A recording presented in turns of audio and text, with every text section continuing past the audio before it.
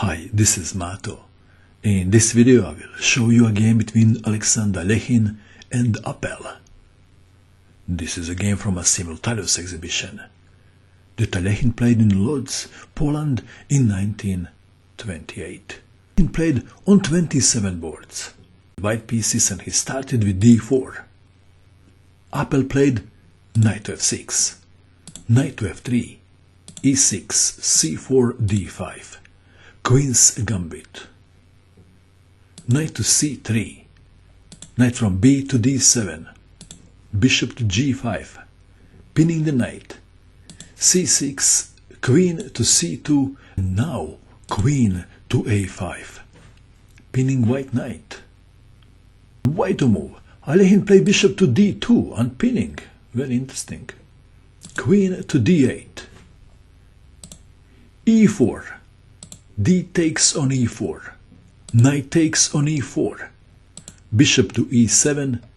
Bishop to d3. b6, intending bishop to b7. Alekhine castled kingside. Bishop to b7. Rook from f to e1. Apel castled kingside too. Rook from a to d1. Before starting an attack, Alekhine is first mobilizing all his pieces. Queen to c7, knight to g3, rook from f to e8, and now he comes. Knight to g5, provoking weaknesses in the black camp. Provoking h6. Apel was very cautious. He played knight to f8. Would you play h6? No? Yes? Let's see what Alekhine had in mind. If h6, then bishop to h7, check. King to f8. And how would you continue now? This is what Alekhine intended. Knight takes on f7. If knight takes bishop, then knight takes on h6. Pawn takes knight. Bishop takes pawn, check. King to g8. Queen to g6, check. King to h8. Queen to g7, checkmate. And what if instead of knight takes bishop, black captures the knight with the king? Then queen to g6, check. King to f8. Bishop takes on h6. Pawn takes bishop. Queen takes pawn, check. King to f7. Queen to g6, check. King to f8. Knight to h5. Winning for white. Okay, back to our game. Apel played knight to f8. Knight to h5. What happens if knight takes knight? If knight takes knight, bishop takes on h7. Knight takes, queen takes, and now checkmate. So after knight to h5, Apel played knight to g6. Bishop takes on g6. H takes on g6. Knight to f4. Bishop to d6, threatening. Bishop takes knight. At this stage, Apel was very pleased with his defense. White to move. What would you do now?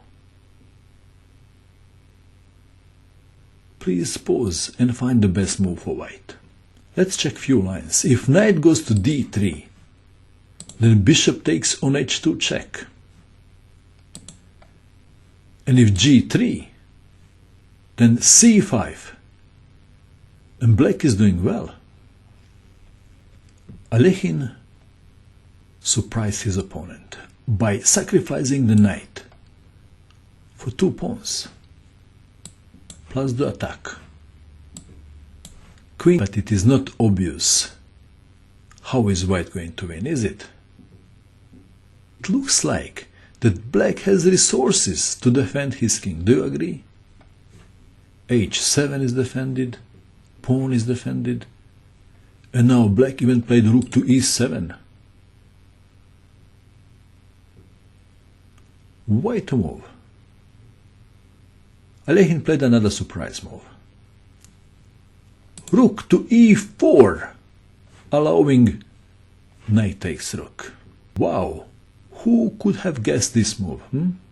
Let's check what happens if knight takes rook. Then queen to h7 check, king to f8, queen to h8 checkmate.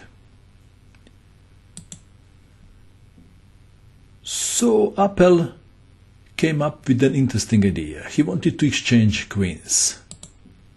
Next is queen to e8, rook to h4, queen to e8. Black is defending. What now?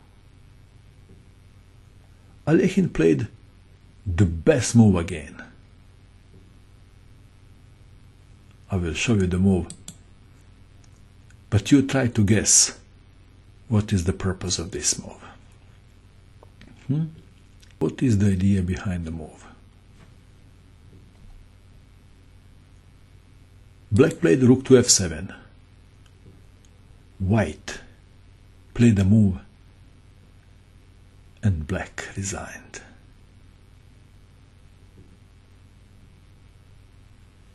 Queen to h3.